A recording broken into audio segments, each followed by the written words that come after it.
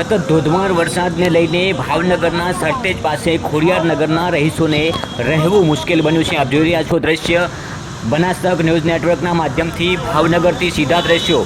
સૌરાષ્ટ્રમાં જ્યારે વરસાદે સમગ્ર સૌરાષ્ટ્રને ઘમરોળ્યું છે, દક્ષિણ ગુજરાતને ઘમરોળ્યું છે અને આ દ્રશ્યો છે ભાવનગરના।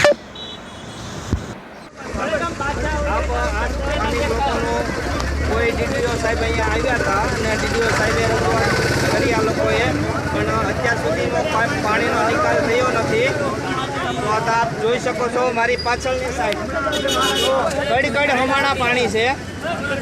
માલિકા પાણીનો કોઈ જાતનો કાંઈ નિકાલ કરતા નથી।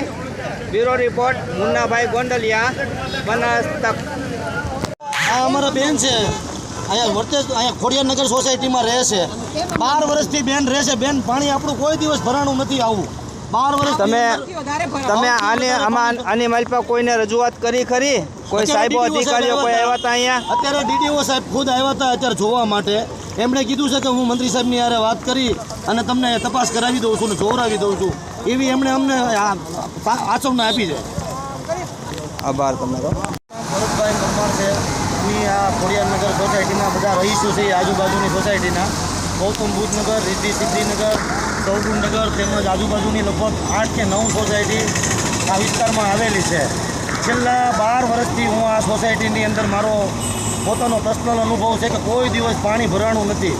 આ માત્ર અને માત્ર આ વરસાદની અંદર ઓચિંતાનું પાણી ચારે બાજુથી આવીને આખી સોસાયટી 3 સોસાયટીને ડૂબમાં મૂકી દીધી છે અને 3 સોસાયટીના ઘરની અંદર સંપૂર્ણ પાણી છે।